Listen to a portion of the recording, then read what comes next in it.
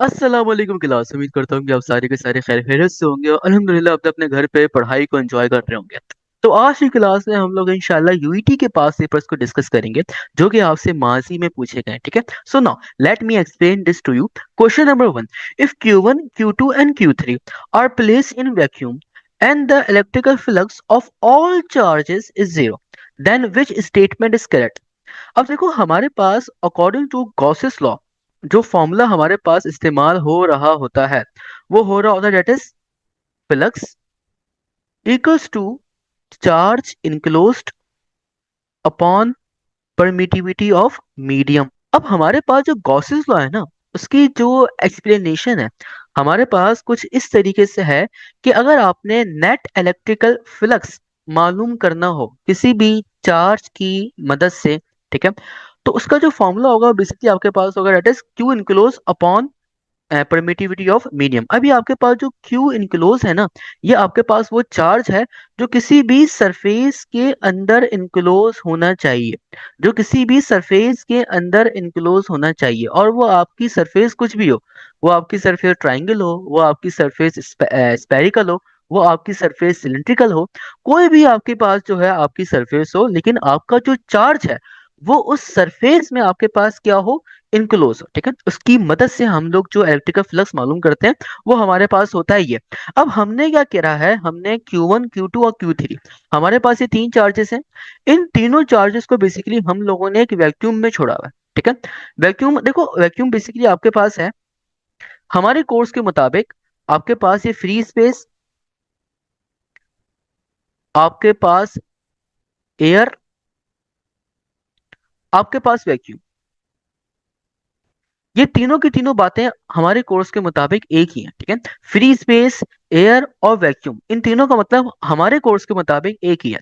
अब आपने कोई भी आपके पास तीन चार्जेस चार्जेस हैं आपके पास Q1, Q2, Q3, और आपने उनको जो है वो वैक्यूम में छोड़ा हुआ है। ठीक है, तो उनका इलेक्ट्रिकल फ्लक्स क्या होगा, ठीक है, वो आपसे पूछ रहे हैं कि आपके पास जो इलेक्ट्रिकल फ्लक्स है वो है जीरो। तो आप बताइए कि इनमें से आपके पास जो तीन स्टेटमेंट्स हैं उनमें से कौन सी ठीक है। तो आपके पास जो ऑप्शन नंबर ए है ना वो बेसिकली आपके पास बिल्कुल ठीक है। अब देखो सर, आपके पास ऑप्शन नंबर ए जो है बिल्कुल करेक्ट आंसर क्यों है, इसी वजह से क्योंकि अगर हम इलेक्ट्रिकल फ्लक्स का फॉर्मूला अप्लाई करें वो होता है आपके पास that is electrical flux equals to charge enclose upon permittivity of medium. अब हमारे पास इलेक्ट्रिकल फ्लक्स जीरो है, हमारे पास इलेक्ट्रिकल फ्लक्स जीरो है। तो अगर हमारे पास जो है वो इलेक्ट्रिकल फ्लक्स जीरो है तो इस इलेक्ट्रिकल फ्लक्स की जगह पे आप जीरो पुट कर लीजिए, तो ये हो गया आपके पास zero equals to Q upon E naught. अब इस ई नॉट को भी आप जो है वहां पे सेंड कर दीजिए, तो ये हो गया आपके पास क्यू इक्वल्स टू जीरो। यानी कि जो चार्जेस हैं उनकी भी वैल्यू कैसी आएगी, उनकी भी वैल्यू आपके पास जीरो आएगी। ठीक है, ये तो हो गया मैथमेटिकली तरीका। दूसरा तरीका क्या है, दूसरा तरीका आपके पास ये है कि हमारे पास जो ये तीनों चार्जेस हैं ये तो किसी सरफेस के अंदर बंद ही नहीं है। ठीक है, अब जब ये हमारे पास तीनों के तीनों चार्जेस हैं अगर ये किसी भी सरफेस के अंदर बंद नहीं है, ठीक है, तो हमारे पास इनका इलेक्ट्रिकल फ्लक्स भी क्या होगा, जीरो होगा। इट इज ऑब्वियस, क्योंकि उसने जब इतनी बात भी लिख दी थी ना कि if Q1, Q2 and Q3 are place in a vacuum, वो वैक्यूम के अंदर प्लेस है, वो किसी भी सरफेस के अंदर प्लेस नहीं है, तो उनका इलेक्ट्रिकल फ्लक्स ऑटोमेटिकली आपके पास क्या होगा, जीरो होगा। ठीक है, तो आपके पास जो Q1, Q2, Q3 है उनका भी आपके पास जो आंसर है वो ऑटोमेटिकली क्या होगा, it is zero. Now question number 2, three forces are 7 Newton, 8 Newton, and 4 Newton are acting in the same direction. What is the resultant force acting on it?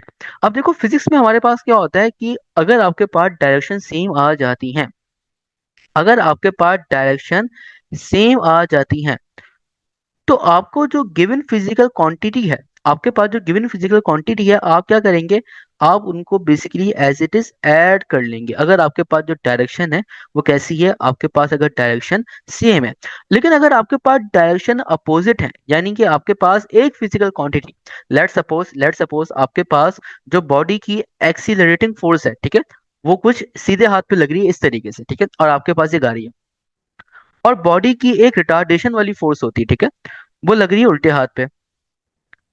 अब मैं आपसे पूछूं कि मुझे बताइए कि आपके पास जो नेट फोर्स है इस गाड़ी के ऊपर, जो बक्सा है, बॉक्स मैंने यहाँ पे बनाया हुआ है, हमारे पास जो नेट फोर्स है इस बॉक्स के ऊपर या इस गाड़ी के ऊपर वो कितनी लग रही है। आप कहेंगे मुझे कि सर अगर आपने नेट फोर्स को पता लगाना है तो पता लगाने का तरीकेकार हमारे पास ये है कि आप स्ट्रॉन्ग फोर्स को, अगर आप स्ट्रॉन्ग फोर्स को वीक फोर्स से माइनस कर देंगे तो आपके पास जो है वो आ जाएगी नेट फोर्स। ठीक है, अब क्योंकि हमारे पास, हम यहाँ पे माइनस इसी वजह से कर रहे हैं क्योंकि हमारे पास एक फोर्स सीधे हाथ पे लग रही है, एक फोर्स उल्टे हाथ पे लग रही है, ठीक है। लेकिन अगर मैं आपसे पूछूं कि भाई हमारे पास जो गाड़ी की फोर्स है, ठीक है, वो सीधे हाथ पर है, ठीक है, और एक और फोर्स बेसिकली यहाँ पे जनरेट हो गई है, लेट सपोज वो फोर्स ब्लैक कलर से, ठीक है, वो भी आपके पास सीधे हाथ पर है। अब मैं आपसे पूछूं, और ये जो हमारे पास ये रिटार्डेशन वाली फोर्स है खत्म है, अब मैं आपसे पूछूं कि भाई मुझे बताइए कि इस बॉडी के ऊपर कितनी नेट फोर्स लग रही है, ठीक है। तो आप क्या करेंगे, आप बेसिकली जो है वो इन दोनों को ऐड कर लेंगे, ठीक है। इस तरीके से भी हमारे पास जो सिलसिला है, वो होता है, ठीक है। सो नाउ वो आपसे कह रहे हैं कि आपके पास ये तीन फोर्सेस हैं, एक है 7 न्यूटन की, एक है 8 न्यूटन की, और एक है 4 न्यूटन की। वो सेम डायरेक्शन में लग रही है। अगर मुझे इनका रिजल्टेंट फोर्स पता लगाना है तो मैं बेसिकली कुछ भी नहीं करूंगा, इनको सिंपल ऐड कर दूंगा। तो ये हो गया आपके पास F1 plus F2 plus F3। Okay, F1 आपके पास जो है 7 है, F2 आपके पास 8 है, और F3 आपके पास है 4, ठीक है। 8 4 आपके पास 12 होता है, 12 और 7 आपके पास होता है 19 के, यानी कि इसका जो आपके पास रिजल्टेंट फोर्स आ रही होगी वो कितनी आ रही होगी, वो आपके पास आ रही होगी 19 न्यूटन। नाउ क्वेश्चन नंबर 3, और charge of 10 coulomb is passing through a wire in 2 seconds and resistance of wire is 20 ohm, fine we बोले तो हमारे पास पोटेंशियल डिफरेंस, ठीक है, या वोल्टेज। अब हमारे पास अकॉर्डिंग टू ओम्स लॉ हम लोग वाली बात कहते हैं कि हमारे पास जो वोल्टेज है वो बराबर होता है आई आर के, ठीक है। अब मुझे आई नहीं पता, लेकिन मुझे करंट की जो डेफिनेशन होती है, ठीक है, वो पता है, that is rate of flow of charge, that is I equals to Q upon T. अब मुझे जो है वो कितना चार्ज गिवन है, तो मुझे जो यहाँ पे गिवन किया हुआ है वो 10 कूलम का चार्ज गिवन किया हुआ है, ठीक है। तो ये हो गया मेरे पास 10 डिवाइडेड बाय, और मुझे कितना टाइम गिवन है, तो मुझे जो टाइम यहाँ पे गिवन किया हुआ है वो गिवन किया हुआ है दैट इज 2 सेकंड का। ओके, तो यहाँ पे आ गया मेरे पास 2। ना 2 वन से 2 होता है, और 2 5 से आपके पास होता है 10 के, यानी कि आपके पास जो करंट है वो कितना है, वो आपके पास आ रहा होगा दैट इज 5 एम्पियर। ना अब मुझे जो है वो करंट की वैल्यू पता चल गई, अब मैं यहाँ पे ओम्स लॉ अप्लाई कर, that is V equals to I R. No, current मेरे पास जो है 5 है, और आर कितना है, जो रेजिस्टेंस मुझे गिवन की हुई है वो है मेरे पास 20 ओम। तो ये हो गया मेरे पास दैट इज 20। अब 20 में से मैं क्या कर रहा हूँ कि 2 और 10 को सेपरेट कर रहा हूँ, तो यहाँ पे आ गया के बाद 5 मल्टीप्लाई बाय 2 मल्टीप्लाई बाय 10, ठीक है ना। 5 टू 10 होता है, तो ये हो गया आपके पास 10, और 10 मल्टीप्लाई बाय 10 आपके पास होगा 100 वोल्ट के, यानी कि इसका जो आंसर है वो आपको आ रहा होगा that is 100 volt. Now question number 4, a electromagnetic wave of 100 kilohertz fell on a TV antenna. The length of the transmitting antenna will be equal to। अब ये सवाल है आपका इलेक्ट्रोमैग्नेटिक वेव से। देखो इलेक्ट्रोमैग्नेटिक वेव होती क्या, अगर मैं आपसे पूछूं, या मैं आपका वाइवा ले रहा हूँ, ठीक है, आप कॉलेज में होंगे अभी, अगर मैं आपसे पूछूं कि इलेक्ट्रोमैग्नेटिक वेव्स होती क्या है, तो आप मुझे जो जवाब देंगे वो देंगे सर इलेक्ट्रोमैग्नेटिक वेव्स ना हमारे पास ट्रांसवर्स वेव्स होती। पहला जवाब, ठीक है। दूसरा जवाब आप देंगे सर ये हमारे पास ट्रांसफर वेव्स होती हैं, और इनको हमारे पास नो मीडियम रिक्वायर्ड होता है, मतलब कि इनको किसी भी मीडियम की जरूरत नहीं होती है, ठीक है। और ये बआसानी सन से अर्थ तक हमारे पास जो है मूव हो जाती है, ठीक है। अब मैं आपसे पूछूं कि भाई ट्रांसफर वेव्स क्या होती हैं, आप कहेंगे कि सर ट्रांसफर वेव्स हमारे पास उन वेव्स को कहा जाता है जिनमें मीडियम के पार्टिकल्स जो है वो डायरेक्शन ऑफ प्रोपोगेशन के परपेंडिकुलर वाइब्रेट कर रहे हैं, ठीक है सर। इसका क्या मतलब है, इसका मतलब हमारे पास ये है कि अगर हमारे पास जो वेव है अगर वो चल रही है कुछ इस तरीके से, यानी कि जो वेव है वो चल रही है सीधे हाथ पे, तो आपके पास जो मीडियम के पार्टिकल्स होंगे वो इस डायरेक्शन ऑफ प्रोपोगेशन के परपेंडिकुलर वाइब्रेट करेंगे। Sir what is meant by direction of propagation, direction of propagation का मतलब आपके पास होता है कि वेव का एक पॉइंट से दूसरी पॉइंट तक चलना, यह आपके पास कहला रहा होता है डायरेक्शन ऑफ प्रोपोगेशन। तो आपके पास जो मीडियम के पार्टिकल्स होंगे ना वो इस डायरेक्शन ऑफ प्रोपोगेशन के परपेंडिकुलर वाइब्रेट करेंगे, यानी कि कुछ इस तरीके से होंगे। तो ये हमारे पास जो डेफिनेशन होती है ये हमारे पास होती है इलेक्ट्रोमैग्नेटिक वेव्स की, ठीक है। अच्छा सर, अब हमारे पास जो इलेक्ट्रोमैग्नेटिक वेव्स होती है ना बेसिकली वो इलेक्ट्रिकल फील्ड और मैग्नेटिक फील्ड से मिलकर बनती है, ठीक है। ये कुछ ना कुछ हमारे पास एक की पॉइंट्स हैं जिनको आप बआसानी लिख सकते हैं, ओके, और अपने जो वेव्स के कॉन्सेप्ट है उनको और बेटर बना सकते हैं। तो इलेक्ट्रोमैग्नेटिक वेव्स आपके पास जो है वो एक अदद इलेक्ट्रिकल फील्ड और मैग्नेटिक फील्ड से मिलकर बनती है, ठीक है। और इलेक्ट्रोमैग्नेटिक वेव जो है ना वो स्पीड ऑफ लाइट से ट्रेवल करती है, ठीक है, दे ट्रेवल। सर आप इतनी बातें हमें क्यों बता रहे हैं, इसी वजह से मेरा बेटा, क्योंकि आपका एग्जामिनर कोई भी घुमा फिरा के क्वेश्चन पूछ ले आप उसको जो है बआसानी सॉल्व कर सकते हैं, ठीक है ना। अब आपके पास जो इलेक्ट्रोमैग्नेटिक वेव्स होती हैं they are travel with speed of light, यानी कि आपके पास जो इलेक्ट्रोमैग्नेटिक वेव्स हैं वो स्पीड ऑफ लाइट से ट्रेवल करती हैं, ठीक है। और सर ये हमें कैसे पता चला? क्योंकि हमें मैक्सवेल ने ये बताया, ठीक है। मैक्सवेल एक साइंटिस्ट थे, उन्होंने हमें वाली बात बताई, that is C equals to 1/√, u naught multiply by E naught. What is u naught? That is the permittivity of the medium, जहाँ पे मैग्नेट की बात हो, ठीक है। What is E naught? This is also the permittivity of medium, जहाँ पे charge की बात हो, ठीक है ना। यू नॉट की वैल्यू आपके पास होती है 4 पाई मल्टीप्लाई बाय 10⁻⁻⁷। ई नॉट की वैल्यू आपके पास होती है 8.85 मल्टीप्लाई बाय 10⁻⁻², ठीक है। आप इसको यहाँ पे मल्टीप्लाई कीजिए, ठीक है। आप इसका स्क्वायर रूट लीजिए, आपके पास स्पीड ऑफ लाइट जो है वो 2999999 पॉइंट समथिंग आ रही होगी, ठीक है। विच इज, अगर हम इसको राउंड ऑफ कर लें तो आपके पास 3 × 10⁸ मीटर पर सेकंड, ठीक है ना। अगर मैं बात करूं साउंड वेव्स की, तो साउंड वेव्स का हमारे पास जो वेलोसिटी का फॉर्मूला है वो हमारे पास होगा v equals to F lambda. लेकिन ये है हमारे पास साउंड वेव के लिए, ये है हमारे पास साउंड वेव के लिए। लेकिन अगर मैं बात करूं कि भाई आप मुझे इलेक्ट्रोमैग्नेटिक वेव्स का फॉर्मूला निकाल के दिखाएं, तो बस v की जगह पे आपके पास c आ जाएगा, फ्रीक्वेंसी आपके पास फ्रीक्वेंसी रहेगी, और फ्रीक्वेंसी को स्टाइलिश फॉर्म में हम लोग ना ऐसे लिख लेते हैं, दैट इज ये। और लैम्डा आपके पास लैम्डा आ जाएगा, ठीक है। अब वो आपसे पूछ रहे हैं कि आप हमें ट्रांसमिटिक जो वेव्स हैं, ठीक है, उसकी आप लेंथ निकाल के दिखाएं, यानी कि लैम्डा की वैल्यू आपसे पूछ रहे हैं। तो ये हो गया आपके पास, that is lambda equals to c/μ। आपके पास जो c है, स्पीड ऑफ लाइट, वो है आपके पास 3 × 10⁸ और आपके पास जो फ्रीक्वेंसी है, ठीक है, वो कितनी गिवन है? वो आपको गिवन है 100 kHz। तो यहाँ पे आपके पास आ गया 100 और किलो। 1 किलो का मतलब होता है आपके पास 10⁻3, ठीक है। तो यहाँ पे आपके पास आ गया 10⁻3। और ये जो 100 है, ये जो आपके पास यहाँ पे 100 है, ठीक है, ये आपके पास बन जाएगा डेट इज 10⁻2। तो ये हो जाएगा आपके पास 3 × 10⁸ अपॉन 10⁻2 मल्टीप्लाई बाय 10⁻3। अब आपके पास बेसिस सेम होती है, अगर आपके पास बेसिस सेम हो जाए तो उनकी जो पावर्स हैं वो आपस में हो जाती हैं ऐड। तो ये हो गया आपके पास 3 × 10⁻8 अपॉन 10⁵, ठीक है। अब ये 10⁵ है, ये नीचे डिनोमिनेटर में पॉजिटिव है, ये ऊपर जाएगा तो नेगेटिव बन जाएगा। ये हो गया आपके पास 3 × 10⁸ मल्टीप्लाई बाय 10⁻⁻⁵, ठीक है ना। बेसिस सेम पावर एड्स, जब 10⁸ में 10⁵ ऐड होगा तो ये आपके पास बन जाएगा 3 × 10⁻3, ओके ना। और 10⁻3 आपके पास ओपन होके बन जाएगा 3। अब 10⁻3 का मतलब है कि 3 0, यानी कि इस 3 के आगे आपने 3 0 लगाने, तो 1 0 2 0 3 0 मीटर, यानी कि इतनी वेवलेंथ जो है वो बेसिकली आ रही होगी आपके पास, which is option number D. Now question number 5, a retarding force act on a body, what will be the work done? अब जब मैं एक दफा लाइव बैच पढ़ा रहा था अल्हम्दुलिल्लाह, तो मैंने बहुत सारे स्टूडेंट से सवाल पूछा कि आप मुझे बताएं, और जब मैं फिजिकली पढ़ा रहा था तो मैंने पूछा था कि आप मुझे बताएं कि ये रिटार्डेशन, एक्सीलरेशन और ये नेगेटिव एक्सीलरेशन, रिटार्डेशन, एक्सीलरेशन और नेगेटिव एक्सीलरेशन, ठीक है।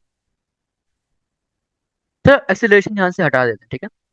अब मैं स्टूडेंट से सवाल पूछता हूँ कि आप मुझे बताएं कि जो रिटार्डेशन है और जो नेगेटिव एक्सीलरेशन, क्या वो एक ही चीज है? तो मेजोरिटी ये कहती है कि हाँ सर ये दोनों एक ही चीज है, ठीक है। तो मेजोरिटी आर रॉन्ग। देखो आपके पास एक्सीलरेशन क्या है, जब तक आप चीजों को बारीकियों से नहीं पढ़ोगे, तब तक आप जो है वो फाउंडेशन से नहीं पढ़ोगे, किसी भी चीज की बेस से नहीं पढ़ोगे, ठीक है, थिंग्स गो रॉन्ग, ओके। तो आपके पास जो एक्सीलरेशन है, पहली चीज तो ये है कि एक्सीलरेशन आपके पास एक है वेक्टर क्वांटिटी। वेक्टर के पास दो चीजें होती हैं, सिर्फ एक डायरेक्शन होती है, एक direction, only one direction are required, ठीक है, सिर्फ एक डायरेक्शन होती है वेक्टर के पास। और वेक्टर के पास क्या होता है? वेक्टर के पास होता है आपके पास मैग्नीट्यूड।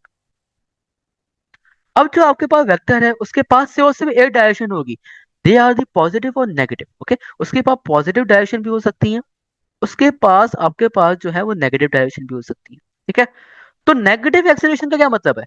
नेगेटिव एक्सीलरेशन का मतलब है कि आपके पास ऐसी बॉडी की एक्सीलरेशन है जो कि लेफ्ट पे मूव हो रही है, जो कि वेस्ट की डायरेक्शन में मूव हो रही है, जो कि साउथ की डायरेक्शन में मूव हो रही है। तो ऐसी एक्सीलरेशन को नेगेटिव एक्सीलरेशन कहते हैं।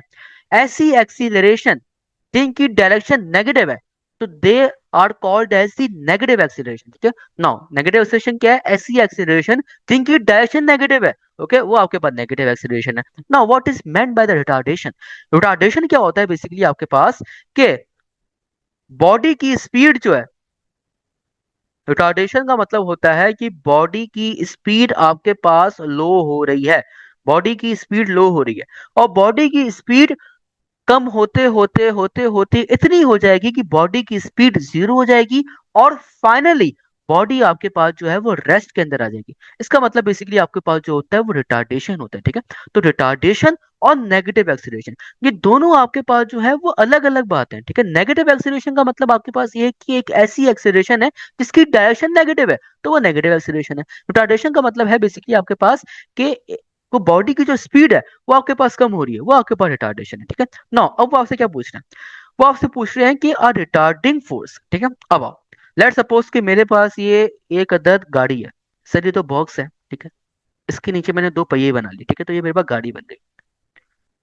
अब मेरे पास जो इस गाड़ी की ड्राइविंग फोर्स है, ठीक है, जिसको हम लोग इंजन की फोर्स भी कह सकते हैं, ठीक है, वो लग रही है सीधे हाथ पे। लेट सपोज ऐसे, ठीक है, उसको मैं नाम दे रहा हूं एफ ए का। अब मेरे पास इस गाड़ी पे एक और फोर्स लग रही है, ठीक है, जो कि इस गाड़ी की डायरेक्शन ऑफ मोशन के रिवर्स में। अगर मेरे पास जो गाड़ी है, अगर ये सीधे हाथ पे मूव हो रही है, तो मेरे पास जो फोर्स लग रही है वो इस गाड़ी की डायरेक्शन ऑफ मोशन के रिवर्स में लग रही है, यानी कि मेरे पास फोर्स इस तरीके से लग रही है। इसको मैं नाम दे रहा हूं एफ आर का। एफ आप बोले तो रिटार्डिंग फोर्स। अब इसको रिटार्डिंग फोर्स क्यों कह रहे हैं? इसको रिटार्डिंग फोर्स हम लोग इसी वजह से कह रहे हैं क्योंकि ये बेसिकली आपके पास वो फोर्स है जो कि इस गाड़ी की स्पीड को कम कर रही है, तो इसे हम लोग कह रहे हैं बेसिकली रिटार्डिंग फोर्स। ठीक है ना, अब मैं समझ सकता हूँ कि बहुत ज्यादा बच्चों के जो कॉन्सेप्ट है वो क्लियर हो गया। ठीक है, सो तो अब सिनेरियो क्या है? अब आपके पास सिनेरियो ये है कि आपके पास जो गाड़ी की डिस्प्लेसमेंट है, ठीक है, उसको मैं ब्लू कलर से बना रहा हूँ। आपके पास जो गाड़ी की डिस्प्लेसमेंट है वो है डी, ठीक है, और वो है सीधे हाथ पे, और जो रिटार्डिंग फोर्स लग रही है वो लग रही है उल्टे हाथ पे। तो अगर मैं इसको एक ऐसी डायग्राम बना लूं, डेट इज एफ आर यहाँ पे आ गया और डी आपके पास यहाँ पे आ गया। आप देख भी सकते हो पॉली डायग्राम में। ठीक है, तो आपके पास इस एफ आर का और इस डी के साथ एंगल कितना है? आपके पास इस एफ आर का डी के साथ जो एंगल है वो आ रहा है 180 डिग्री। ठीक है, अब मैं वर्क डन का फॉर्मूला अप्लाई करता हूँ। वर्क डन का फॉर्मूला मेरे पास होता है, that is W equals to F D cos of theta. ठीक है, मेरे पास रिटार्डिंग फोर्स और डिस्प्लेसमेंट, इन दोनों के दरमियान का डिस्टेंस, ओ सॉरी, इन दोनों के दरमियान का एंगल मेरे पास कितना आ रहा है? वो आ रहा है मेरे पास 180 डिग्री। नाउ कॉस 180 कितना होता है? कॉस 180 मेरे पास जो होता है वो होता है माइनस का 1, यानी कि ये मेरे पास जो वर्क डन होगा वो नेगेटिव वर्क डन होगा। और यही वजह है हमारे पास कि जो फ्रिक्शन फोर्सेस होती हैं, ठीक है, उनका वर्क डन हमारे पास कैसा आता है? नेगेटिव आता है। सर क्यों नेगेटिव आता है? इसी वजह से आता है क्योंकि जो फ्रिक्शन फोर्सेस होती हैं, ठीक है, और रिटार्डिंग फोर्सेस होती हैं, ये हमेशा बॉडी के अगेंस्ट में फोर्स लगाती हैं, ठीक है, जिसकी वजह से हमारे पास जो बॉडी का वर्क डन है वो हमारे पास कैसा आता है? वो हमारे पास आता है नेगेटिव। ठीक है, एंड आई होप कि अब जो कॉन्सेप्ट है, ठीक है, वो होगी होगा आपको क्रिस्टल क्लियर। ठीक है, now question number 6, by keeping the pressure constant. इतनी बात समझ के जो है हमें वाली बात पता हो जानी चाहिए कि प्रेशर कांस्टेंट हो रहा है ना। प्रेशर कांस्टेंट किस सिनेरियो के अंदर होता है? एक तो होता है आइसोबैरिक प्रोसेस के अंदर, ठीक है, और एक होता है आपके पास चार्ल्स लॉ के अंदर। ठीक है, at what temperature the volume of the body becomes half of each is at 25 degree Celsius. ठीक है, अगर मैं यहाँ पे चार्ल्स लॉ अप्लाई करूंगा, तो चार्ल्स लॉ में हमारे पास प्रेशर कांस्टेंट होता है। ठीक है,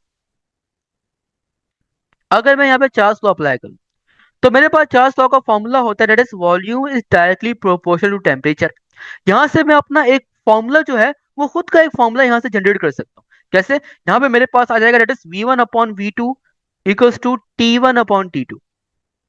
ठीक है, नाउ कोई भी जो चीज होती है ना वो आपके पास 100% होती है, कोई भी चीज आपके पास जो है वो 1 होती है। ठीक है, वो हमसे क्या कह रहे हैं? वो हमसे कह रहे हैं कि हमारे पास जो प्रेशर है वो कांस्टेंट है। इतनी बात पता चल गई कि हमारे पास 400। ठीक है, हमें कितना टेम्परेचर करना है किसी भी बॉडी का कि उसका जो बेसिकली हमारे पास जो वॉल्यूम है, ठीक है, उसका बेसिकली हमारे पास जो वॉल्यूम है वो हाफ हो जाए, ठीक है, उसकी ओरिजिनल वैल्यू के। लेट सपोज कि मैं यहाँ पे मान लूं कि मेरे पास जो V1 है, ठीक है, वो V के बराबर है। ठीक है, भाई वी कुछ ना कोई वैल्यू होगी ना हमारे पास, 4 5 6 7 8 कुछ ना कोई वैल्यू होगी। तो मैं मान रहा हूँ कि मेरे पास जो वी है वो वी के बराबर है। ठीक है। अब वो हमसे कह रहे हैं कि आप मुझे टेम्परेचर बताइए कि उस टेम्परेचर पे हमारे पास जो बॉडी का ओरिजिनल वॉल्यूम था वो उसके हाफ हो जाए, यानी कि V2 की वैल्यू V/2 हो जाए। ठीक है। और T1 की वैल्यू हमें जो दी हुई है वो हमें दी हुई है दैट इज 25 डिग्री सेल्सियस। ठीक है। अच्छा, ये वाली बात हमेशा याद रहे कि हम लोग क्या करेंगे, चार्ल्स लॉ के अंदर ना हम लोग जो है वो टेम्परेचर को केल्विन में कन्वर्ट करेंगे। साथ ही साथ हमारे पास जो कार्नोट इंजन है उसकी जो थर्मल एफिशिएंसी है उसमें भी हम लोग जो है वो सेल्सियस को केल्विन में ही कन्वर्ट कर रहे होते हैं। ठीक है ना। 25 डिग्री सेल्सियस को अगर मुझे केल्विन में कन्वर्ट करना कैसे करेंगे, 273 सिंपल ऐड कर लेंगे तो यहाँ पे आएगा 25 ऐड। नौ, पांच तीन आपके पास होता है 8, सात दो आपके पास होता है 9 और दो का दो आ जाएगा, यानी कि आपके पास जो 25 डिग्री सेल्सियस है वो आपके पास 298 केल्विन के बराबर आएगा। ठीक है ना। अब मैं वैल्यू सब्स्टिट्यूट कर लेता हूँ। तो ये हो गया आपके पास V1/V2 इक्वल्स टू T1/T2। अब मुझे T2 की वैल्यू फाइंड करनी है। उसके लिए क्या करूंगा, उसके लिए बेसिकली मैं T2 को अलग कर लूंगा। तो ये हो जाएगा आपके पास T2 equals to T1 multiply by V2/V1। ठीक है ना। T1 की वैल्यू मुझे जो पता है वो पता है दैट इज 298। V2 की वैल्यू मुझे पता है दैट इज V/2। और V1 की वैल्यू मुझे पता है दैट इज V। ठीक है।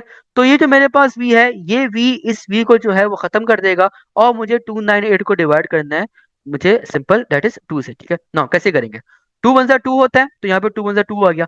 2 4 8 होता है, 9 - 8 मेरे पास बराबर होता है 1 के। ठीक है। तो 1 8 के बाद कैरी चले जाएगा, वो बन जाएगा 18। ठीक है। और ना 2 9 सा कितना होता है, 2 9 सा मेरे पास बराबर होता है दैट इज 18 के। तो इसका जो आंसर आ रहा होगा वो मेरे पास आ रहा होगा दैट इज 149 केल्विन के। 149 केल्विन के मेरे पास जो है वो इसका आंसर आ रहा होगा, which is option number C हमारे पास जो है बिल्कुल सही answer.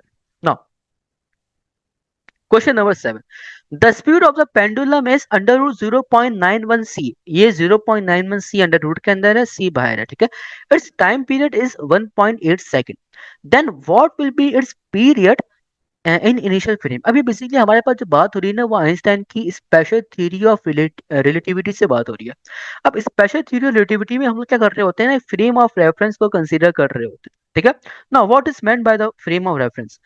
Frame of reference basically आपके पास होता है कि एक ऐसा कोऑर्डिनेट एक्सिस है। ठीक है। क्या है, आपके पास एक ऐसा कोऑर्डिनेट एक्सिस है जो कि आपस में म्यूचुअली परपेंडिकुलर होते हैं, यानी कि एक्स वाई जेड एक्सिस। ठीक है।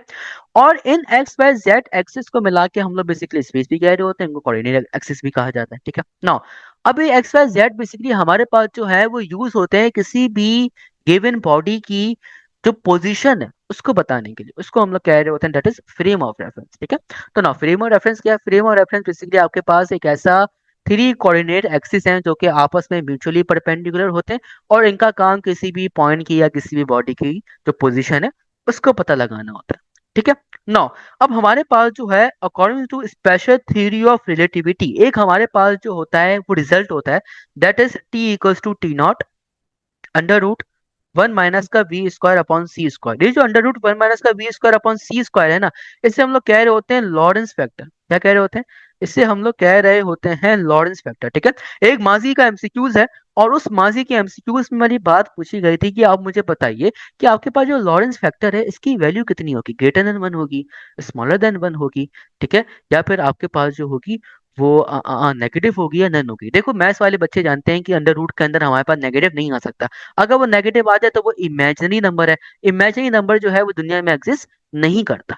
ठीक है। तो हमारे पास ग्रेटर देन 1 होगी और स्मॉलर देन 1 होगी। इसकी जो हमारे पास वैल्यू होती है ना वो मेजोरिटी और 99% केसेस के अंदर हमारे पास जो होती है वो लेस देन 1 ही होती है। ठीक है। क्यों, क्योंकि हम लोग जो यहाँ पे वी कंसिडर करते हैं ना वो हमारे पास सी से हमेशा छोटा ही होता है। ठीक है। वी सी के बराबर नहीं आ सकता हमारे पास, यहाँ पे कभी भी नहीं आ सकता। ठीक है। सुनो अब हमारे पास क्या है कि इसकी जो हमारे पास वैल्यू होगी वो कितनी होगी, वो हमारे पास जो होगी वो लेस देन यूनिटी होगी। अब इसका मतलब ये नहीं होगा कि हमारे पास लेस देन यूनिटी का मतलब है कि हमारे पास -1 -2 नहीं, लेस देन यूनिटी का मतलब है कि हमारे पास 0.1 0.02 इस तरह के नंबर्स हमारे पास होंगे। ठीक है। सुनो अब मुझे जो टी नॉट की वैल्यू गिवन की हुई है वो गिवन की हुई है दैट इज 1.8 सेकेंड। वी की वैल्यू मुझे गिवन की हुई है अंडर रूट 0.91 और सी बाहर है मेरे पास। ठीक है। तो ये हो जाएगा मेरे पास T=, 1.8 अंडर रूट 1 माइनस, इसके अंदर भी अंडर रूट 0.91 सी बाहर है अपॉन सी का स्क्वायर। ठीक है, और इसके ऊपर भी मेरे पास क्या है, स्क्वायर है। नाउ अब जो स्क्वायर है ये अंडर रूट 0.91 के ऊपर भी अप्लाई होगा, और जो स्क्वायर रूट है ये मेरे पास सी के ऊपर भी अप्लाई होगा। तो जब ये मेरे पास जो स्क्वायर रूट है ये 0.91 के ऊपर अप्लाई होगा, उसके स्क्वायर रूट के ऊपर अप्लाई होगा, तो स्क्वायर से रूट कैंसिल हो जाएगा, और हमारे पास एक्सप्रेशन कुछ इस तरीके से आ जाएगी, that is T equals to 1.8 under root 1 minus 0.91 C square upon C square. तो ये आपके पास सी स्क्वायर है ना, ये आपके पास हो जाएंगे कैंसिल, और ये हो जाएगा आपके पास that is T equals to 1.8 under root 1 minus 0.91। ठीक है, अब क्या करना है, अब आपने जो है वो 1 को माइनस करना है 0.91 से। ठीक है, जब आप 1 को माइनस करेंगे 0.91 से, तो बेसिकली आपके पास दो जीरो वहां चले जाएंगे, और उसके बाद आपके पास वहां पे 10 बच जाएगा, तो इसका जो आंसर आ रहा होगा वो आपके पास आ रहा होगा दैट इज 0.09। ठीक है, क्या आंसर आ रहा होगा, इसका आंसर आपके पास आ रहा होगा दैट इज 0.09, और अंडर रूट के अंदर that is T equals to 1.8 under root 0.09। अब क्या करना है, अब बेसिकली आपने लेना है इसका स्क्वायर रूट। सर मुझे इसका स्क्वायर रूट लेना नहीं आता, ठीक है, तो मुझे भी नहीं आता। अब देखिए हम क्या करते हैं, हम क्या करते हैं, हम इसका ना पॉइंट आगे शिफ्ट करते हैं, एक बार आगे पॉइंट शिफ्ट करा, दो बार आगे पॉइंट शिफ्ट करा, उतनी बार नीचे डिनोमिनेटर में 1 के साथ जीरो लगाते हैं, और ये जीरो हमारे पास ऊपर चले जाते हैं, तो 10 की पावर 2 बन जाते हैं। ठीक है, नाउ अब ये हो जाएगा आपके पास it is 1.8 upon 9 multiply by 10 की पावर -2। ठीक है, अब आपके पास जो स्क्वायर रूट है ये 9 के ऊपर भी अप्लाई होगा, और ये जो आपके पास स्क्वायर रूट है, ठीक है, ये आपके पास 10 की पावर मल्टीप्लाई बाय सॉरी 10 की पावर -2 के ऊपर भी अप्लाई होगा। ठीक है, सो नाउ 9 का आपके पास स्क्वायर रूट कितना होता है, 9 का आपके पास जो स्क्वायर रूट है वो बराबर होता है डेट इज 3 के, तो 3 आ गया यहाँ पे। ठीक है,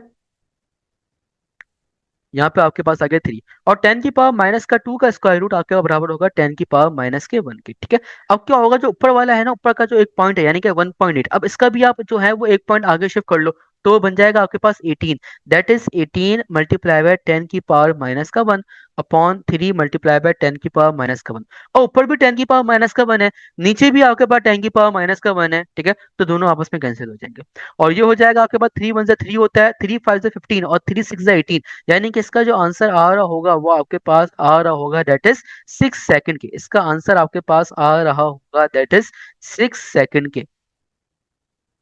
now question number 8, the maximum velocity that can be achieve by the body performing simple harmonic motion is. अब हमारे पास जो वेलोसिटी का फॉर्मूला होता है वो होता है that is v equals to omega under root X naught square minus का एक्स स्क्वायर। अब वो हमसे कह रहे हैं कि वेलोसिटी मैक्सिमम हो जाए, तो वेलोसिटी मैक्सिमम कब होती है, हमारे पास जो वेलोसिटी मैक्सिमम होती है सिंपल हार्मोनिक मोशन में, वो मीन पोजीशन पे होती है। मीन पोजीशन पे मेरे पास बॉडी की वेलोसिटी,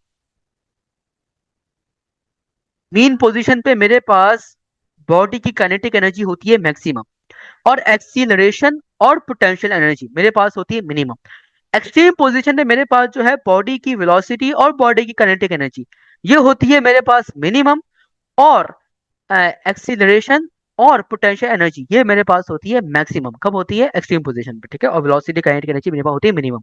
अब वो हमसे कह रहे हैं कि हम क्या कर रहे हैं कि वेलोसिटी जो है आपके पास मैक्सिमम हो जाए, तो जब आपके पास वेलोसिटी मैक्सिमम होगी तो वो तो मीन पोजीशन पे होगी, मीन पोजीशन पे आपके पास जो बॉडी का डिस्प्लेसमेंट है, ठीक है, वो हो जाएगा आपके पास 0। तो ये हो जाएगा that is p equals to omega under root X naught square. आप एक्स नॉट स्क्वायर के ऊपर आप जो है वो सिंपल स्क्वायर रूट अप्लाई कर लो, तो ये हो जाएगा that is v equals to omega dot X naught, यानी कि आपके पास जो वेलोसिटी है वो आ रही होगी that is omega dot X naught, which is option number D आपके पास सही answer. Now question number 9, if the colour code on a carbon resistor from left to right are white violet and red, then the value of resistance will be. अब देखो हमारे पास जो colour code होता है ना रेजिस्टेंस का, वो हमारे पास होता है, उसको याद करने का ना सबसे बहुत ही आसान तरीका, वो आसान तरीका क्या है, that is B Roy in Great Britain has a very good wife wearing gold silver no colour. ठीक है, अब नो बी रॉय, तो यहाँ पे आपने लिख दिया that is B Roy in Great Britain, तो यहाँ पे आके आपके पास जी और ग्रेट ब्रिटेन। ठीक है, has a very good wife. ठीक है, तो वी का यहाँ पे आप लिख दो दैट इज वेरी गुड। ठीक है, तो यहाँ पे आ गया जी, और वाइफ का आपके पास आ गया दैट इज डब्ल्यू। ठीक है, वेयरिंग गोल्ड, सिल्वर या फिर नो कलर। तो गोल्ड का जी आ गया, सिल्वर का एस आ गया, नो कलर का नो कलर आ गया। नाउ अब इतनी बातें जो है वो तो हो गई, अब सर इसको अप्लाई कैसे करना है। देखो कलर कोड के अंदर ना आपके पास तीन चीजें होती हैं। One is value. अब इसकी वैल्यू कहाँ से होगी। देखो इसकी जो वैल्यू है ना वो बेसिकली आपके पास होगी, जीरो से चलेगी और नाइन तक जो है वो आपके पास आ जाएगी। That is zero, one, two, three, four, five, six, seven, eight, nine. ठीक है, पहली चीज चलेगी वैल्यू। ना दूसरी चीज जो आपके पास चलेगी ना वो चलेगी मल्टीप्लायर।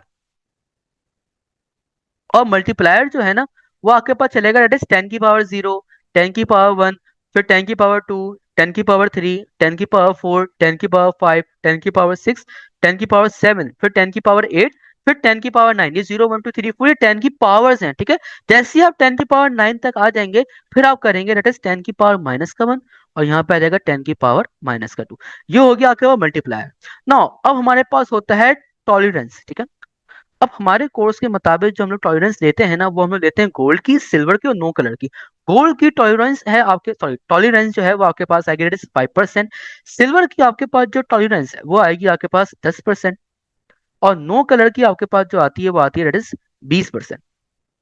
ओके, नो अब कलर कोड के अंदर क्या होगा, कलर कोड के अंदर आपके पास सिनेरियो ये होगा। अच्छा पहला जो बी है ना वो ब्लैक है, दूसरा वाला बी आपके पास ब्राउन है, फिर रेड है, फिर ऑरेंज है, फिर येलो है, फिर आपके पास जो है वो ग्रीन है, फिर ब्लू है, फिर वायलेट है, फिर ग्रे है, फिर व्हाइट है, फिर गोल्ड है, फिर सिल्वर है और नो कलर है। ठीक है, नाउ कलर कोड के अंदर आपके पास ये होता है कि शुरू के दो कलर आपको क्या बताएंगे, शुरू के दो कलर आपको जो बताएंगे वो बताएंगे वैल्यू। फिर तीसरा कलर जो होगा वो आपको बताएगा डेट इज मल्टीप्लायर। और चौथा कलर आपको बताएगा डेट इज टॉलरेंस।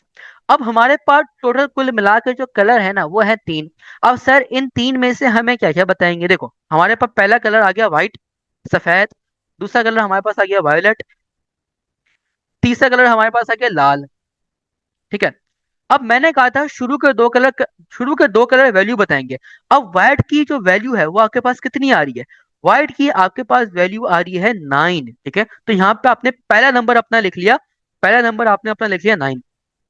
ना शुरू के दो कलर आपको क्या बताएंगे, शुरू के दो कलर आपको वैल्यू बताएंगे। ठीक है, फिर आपके पास दूसरा कलर है वो कौन सा है, वायलेट। वायलेट भी आपको क्या बताएगा, वैल्यू बताएगा ना। वायलेट की वैल्यू कितनी है, वायलेट की वैल्यू आपके पास आ रही है 7। तो यहाँ पे आपने लिख लिया 7। और तीसरा कलर आपको बताएगा मल्टीप्लायर। ठीक है, अब ना मल्टीप्लायर का कलर कितना है, मल्टीप्लायर का कलर जो है वो आपके पास आ रहा है डेट इज रेड। और जो रेड है वो होगा आपके पास 13, डेट इज 10 की पावर 2।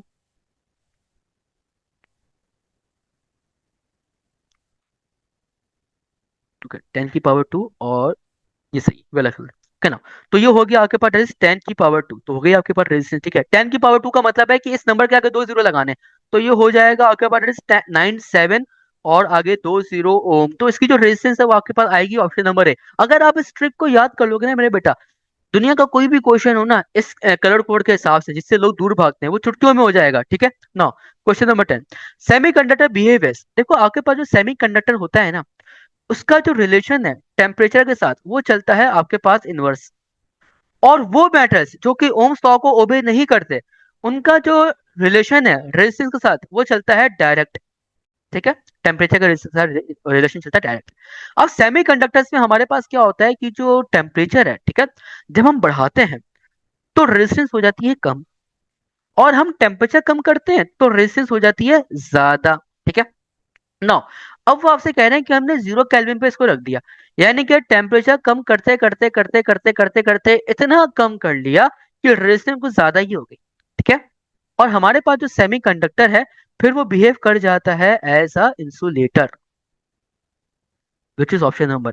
ठीक है, now thank, this is all about कि वो क्वेश्चन जो कि आपके यूईटी के पेपर में थे। ठीक है, पास पेपर्स में। Thank you for watching this video and thank you for attending this lecture. ठीक है, जजाकल्लाह, take care of your self, Allah.